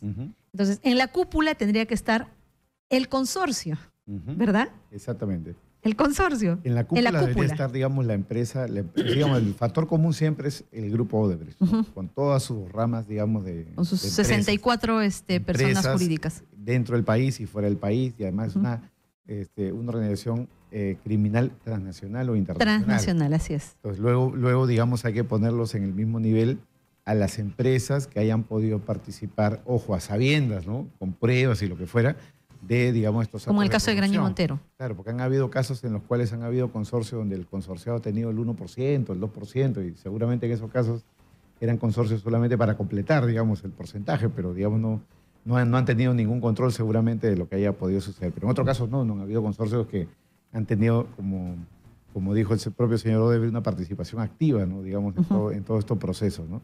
En ese caso, estos habrían podido participar como agentes de corrupción. Entonces son el brazo, digamos, corruptor, y luego está del otro lado el brazo corrompido, que es el grupo de funcionarios públicos. Entonces, ¿quiénes serían los integrantes de la cúpula? El consorcio, o sea, la empresa Odebrecht y todo aquel que a sabiendas se consorció para llevar a cabo. Sí, y esto hay que verlo como ha dicho la Corte Suprema, ¿no? Puede haber, digamos, una organización criminal permanente, que es Odebrecht, pero luego pueden haber muchas organizaciones criminales creadas para casos concretos, ¿no? En este caso, por ejemplo, si ya estamos hablando que es un caso transnacional, ¿no? Que ha operado en por lo menos casi toda Latinoamérica. Entonces, pondríamos a continuación que el brazo, digamos, corruptor era Odebrecht, ¿no? Y el que se corrompió fue los funcionarios públicos, encabezados por los presidentes de la República, a continuación los funcionarios, presidentes regionales, ministros, ¿no? Y particulares como muchos abogados que han aparecido emitiendo, digamos, opiniones legales que permitieron que se vaya contra la ley. Exactamente. Entonces, lo que tendríamos primero en esta pizarra es la organización criminal. Sí. Entonces, el primer delito por el que tendría que aperturarse sería asociación ilícita para delinquir, porque los tengo a todos dibujados. Y ese es un delito autónomo, porque todas estas personas conscientes se juntaron para cometer delitos en el tiempo. A continuación, le puedo imputar otros delitos de manera autónoma, ¿verdad? Por ejemplo, si ya nos ponemos a hablar en el tiempo, en una línea de tiempo, desde hace 40 años, ¿en qué obras se han cometido delitos? Interoceánica. Entonces empieza mi investigación dentro de esa investigación de organización criminal por el caso Interoceánica. Entonces ahí dibujaré, pues, ¿no? Presidente Alejandro Toledo, integrantes de Proinversión, abogados, ¿no? Y la empresa Odebrecht, la que participaron, ¿no? Y luego tendré la línea 2 del metro y así iré dibujando.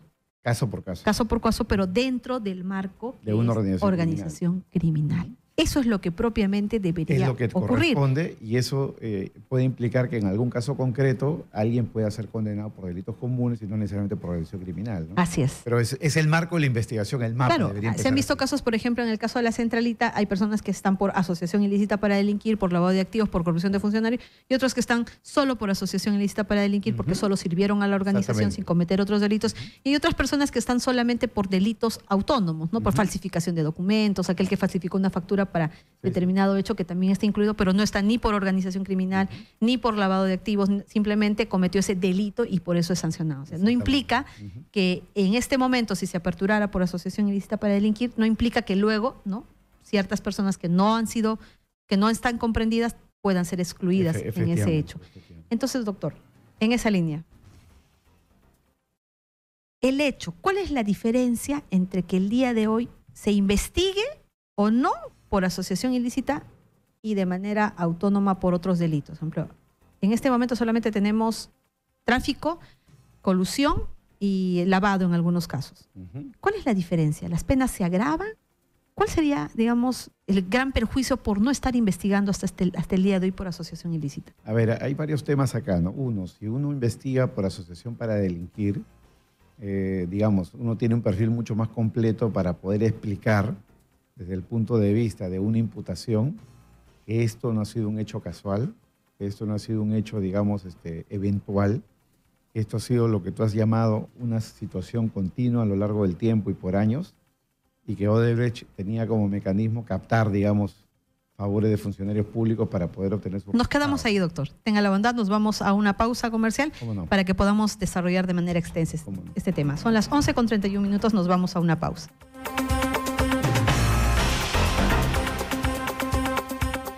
Defensa de la verdad con la doctora Jenny Vilcatoma.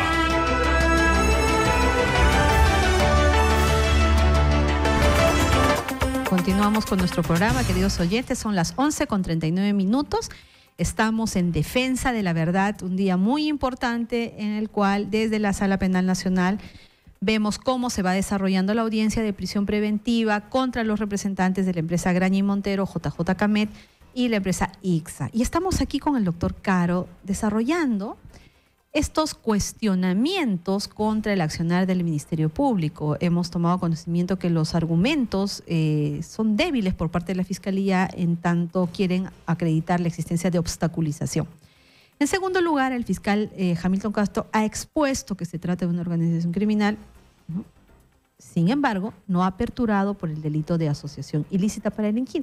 Y aquí nos encontrábamos en un punto muy importante, porque el doctor Caro estaba dibujando lo que sería la organización criminal y cómo es que debería procederse en cada una de ellas. Estaba usted explicándonos, doctor. Continúe, Claro, por favor. Yo creo que lo central para la Fiscalía sería incorporar en todos estos casos la figura de organización criminal, porque es lo único que va a permitir entender cómo ha habido una actividad permanente de parte de Odebrecht durante los últimos casi 40 años y cómo en episodios concretos durante determinados periodos presidenciales, regionales, municipales, ministeriales, iban captando, digamos, a las personas para hacerse los proyectos correspondientes. Entonces, hay un gran marco general al cual no se puede renunciar. Es como que hay un informe de la Comisión de la Verdad que hable, digamos, de hechos de terrorismo específicos, pero no hable, pues, de todo el episodio de violencia que se vivió en el país. Algo claro, parecido. Algo así, claro, algo que así, sí. ¿No?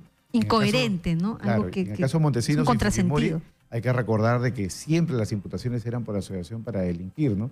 Eso no significa de que todos sean parte de una mafia, simplemente que es un marco inicial para la investigación y en el caso concreto se va delineando los grados de intervención.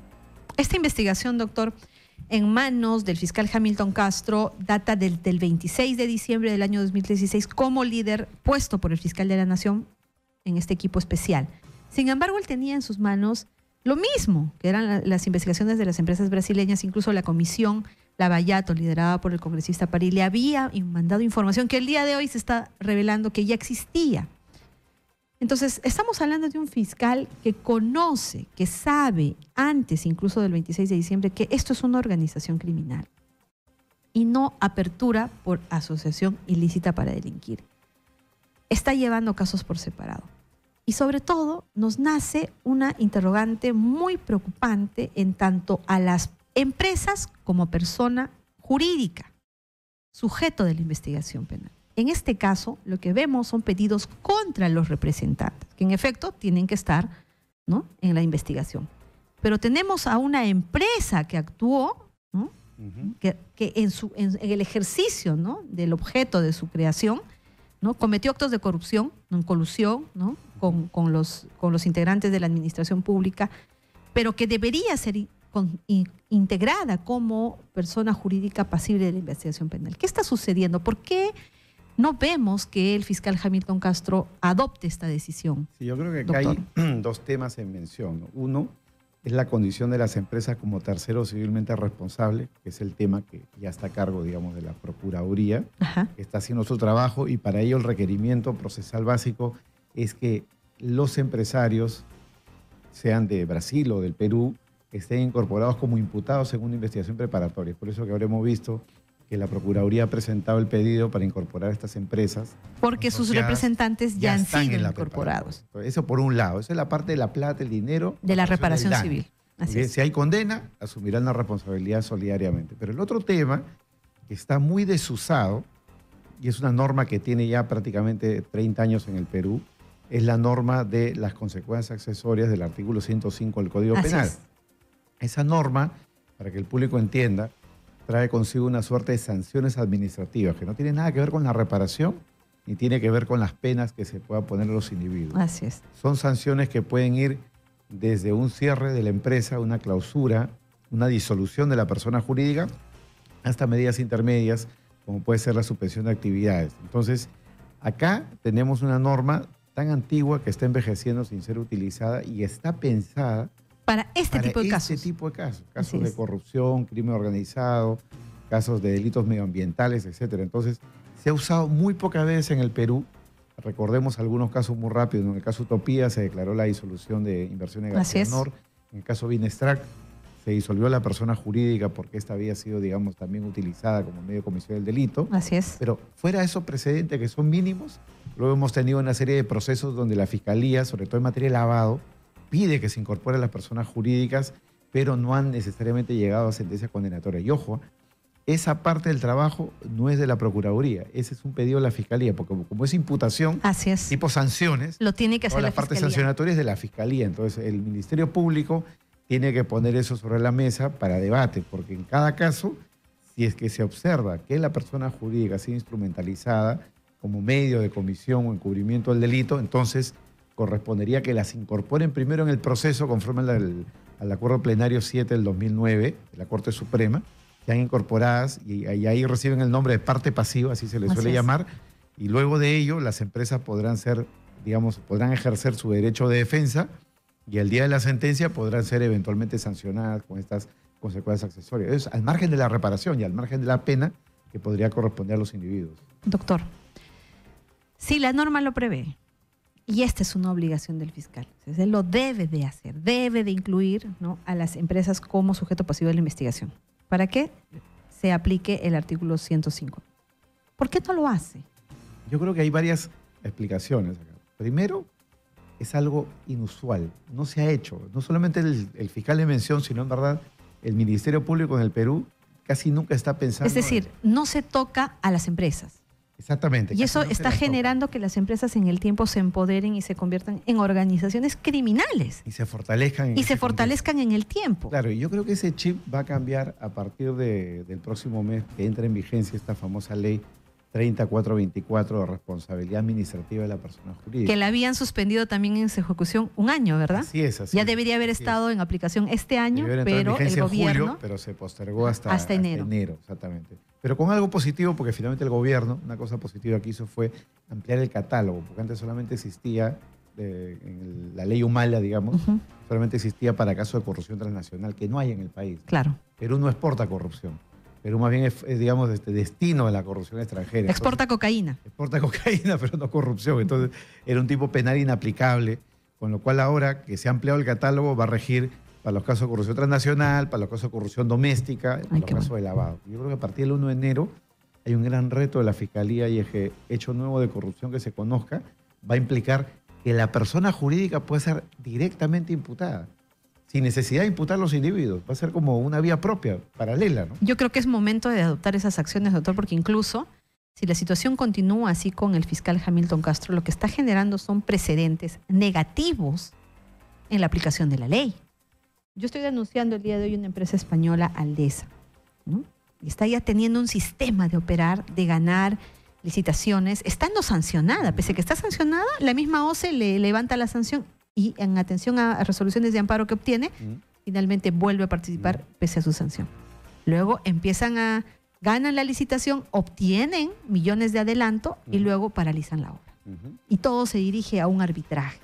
Entonces yo digo, si esta empresa en este momento, que no es investigada todavía, dice, me acojo a la colaboración, va a exigir lo mismo.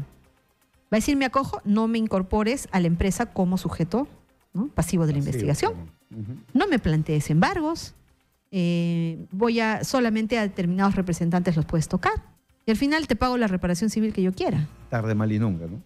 Tarde, Eso mal y nunca. O sea, es algo y no una empresa, claro, sino todas las empresas que están cometiendo actos de corrupción en este eso momento. Es algo muy importante que el público tiene que entender, ¿no? El sistema penal tiene muy mala fama en lo que es recuperación de activos, es decir, recuperación de indemnizaciones, ¿no? Todo el mundo ve la parte de la pena, condenar o no condenar, prisión preventiva o no, pero hay un tema clave que es el tema de la reparación, ¿no? Entonces, Ahora hasta los periodistas ya prescinden de la reparación. Dicen, ¿qué importa la reparación? Claro. La cosa es que, un momento, Claro, y al final son estamos millones hablando y millones mucho dinero, de dólares que nos tienen que pagar como reparación Claro, civil. yo creo que el reto de la Procuraduría es especializarse y convertirse en su día tipo una pequeña SUNAT Ujú. experta, digamos, en buscar el dinero, cobrarlo, Cobrarlo embargarlo, realmente. incautarlo. Y es un reto importante porque, por ejemplo, por poner un ejemplo concreto, ¿no? Acá en el Perú nunca las procuradurías han ido a buscar la plata afuera, pero muchas empresas sacan su plata de Perú, se la llevan con el 003 o sin el 0003, se lo Lo hacen llevan, se lo igual. llevan, y en verdad la Procuraduría tiene la potestad, y eso implica un tema de decisión gubernamental, darle el dinero a la Procuraduría para que lo pueda hacer y perseguir los activos en el extranjero, como lo hacen otros países. ¿Por qué crees que Estados Unidos o en los arbitrajes internacionales se puede, por ejemplo, embargar un avión? Se puede embargar, por ejemplo, un barco que está en un puerto internacional. Se puede, porque la ley lo permite y el sistema utiliza Así las es. herramientas de la ley. Así es. Acá debería de poder pasar exactamente lo mismo. Por ejemplo, que los procuradores vayan a Brasil. Doctor Ramírez, escuche, por A favor. embargar los bienes en Brasil. Claro, eso implica una decisión política, ¿no? Porque, Pero si no son autónomos, doctor, porque no pueden significa hacer que, nada. Claro, que les tienen que dar plata para que vayan allá, porque es tan importante buscar, digamos, la reparación como perseguir el delito. Si los fiscales viajan para interrogar... Tiene a que los viajar el testigos, procurador. Los procuradores también tienen que viajar para buscar la plata. La plata, Es así su es. trabajo. Es Para su trabajo. Para eso, digamos, están contratados y para eso el Estado les tiene que dar las herramientas para lograr ese objetivo. Una pregunta directamente relacionada ahora que hablamos del procurador y ahora que hablamos del procurador Ramírez exactamente. Esta semana se ha resuelto desde el Poder Judicial, ya corrigiendo la decisión unilateral del fiscal Hamilton Castro, la exclusión del señor Jorge Barata. No existe una norma que exija que mientras un colaborador esté siguiendo su procedimiento tenga que ser excluido de la investigación.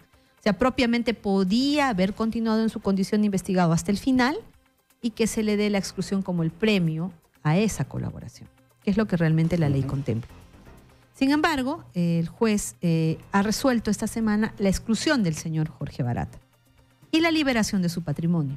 En primer término, doctor, el procurador apeló, que es lo correcto, porque si se levantan las medidas cautelares, lo que está afectándose directamente son sus intereses, ¿no?, a defender, que son la reparación civil. Pero insólitamente luego se desistió.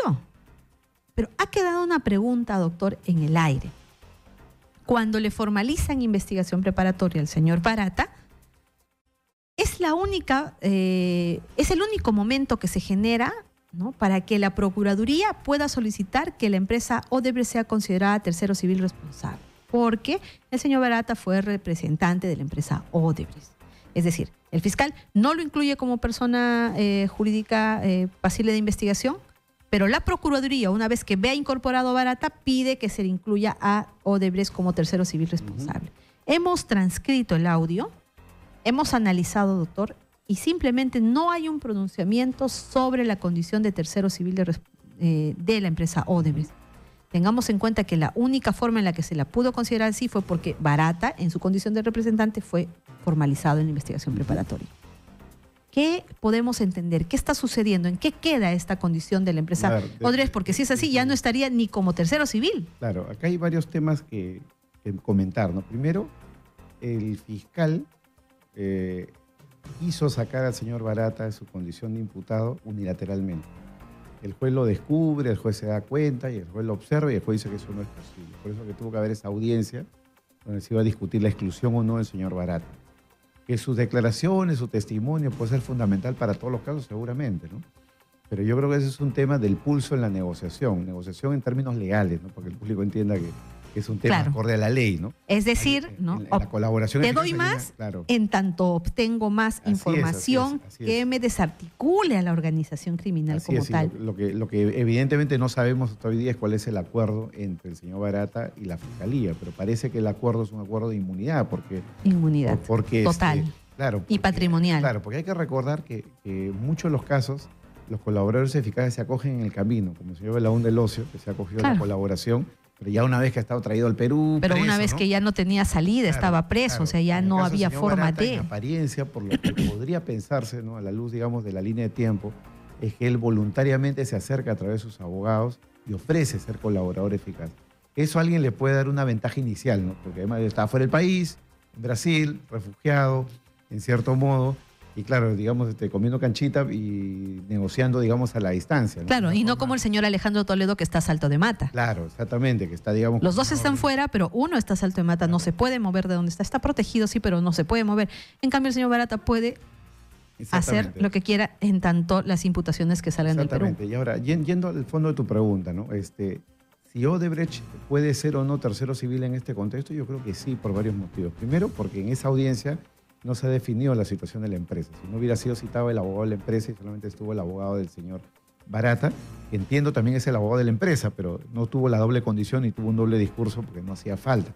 Solo se ha discutido el tema del señor Barata. El juez ha dejado en claro que esa exclusión es una suerte de exclusión provisional, porque dijo que si la colaboración eficaz no prospera y no hay una sentencia de colaboración eficaz que excluye al señor Barata, él puede ser reincorporado en el proceso. Pero lo otro, Jenny, y es algo, digamos, en lo que siempre hay que ir buscando cosas o respuestas disruptivas, como esta idea de que los procuradores salgan a buscar la plata al extranjero, como lo hacen en otros países, lo hacen en otros estados. Sí, se conoce que los procuradores en otros países recuperan el dinero fuera. Así es. Lo que debería de buscarse acá en este tipo de procesos es que la empresa esté incorporada de manera autónoma, sin necesidad de que esté incorporado el individuo. ¿Qué es lo que sucede, ¿no? O sea, como sujeto pasible de la tú que has sido fiscal y tú que has sido procuradora, siempre hay veces los procuradores están mucho en la línea de decir, tengo que incorporar a la persona para que pueda incorporar yo a la empresa. Pero hay precedentes en el propio sistema anticorrupción peruano donde, pese a que el individuo no ha sido identificado, a la empresa se le incorpora porque ha sido la beneficiaria. Entonces, acá, más que probar si Barata, para efecto de la reparación todavía. La reparación. Doctor Ramírez, por favor, escuche, tome nota y mañana presente su escrito, por favor. O sea, independientemente de si fue Barata, si fue Odebrecht o si fueron los consorciados, lo cierto es que hay una beneficiada, que es la empresa. Así es. Con lo cual ya hay un factor ahí y de probada, conexión, claro. Con números, con lo cual no hay necesidad siquiera de ir al tema de la responsabilidad vicaria, ¿no? Entonces, puedo yo iniciar procesos paralelos incluso, civiles, donde voy a demandar el daño, porque además date cuenta de que incluso el Código Procesal Penal nuevo establece que si un imputado es inocente, la reparación se puede mantener. Así es. Porque el estándar es más bajo. Recordemos el caso de O.J. Simpson, que fue excluido de la parte penal, se le archivó el proceso, porque el estándar es muy alto, el más allá de toda duda razonable. Pero por los mismos hechos, la muerte de su esposa, él fue hallado responsable civil y obligado, digamos, al pago de una indemnización, una reparación a la familia. Entonces, son dos estándares distintos. El estándar civil es más bajo que el penal. De manera que yo puedo darme con el caso de que una empresa sea excluida penalmente, su funcionario sea excluido, penalmente. Su representante. Sea responsable o en el mismo proceso penal o en un proceso paralelo. O sea, vuelve a darnos razón.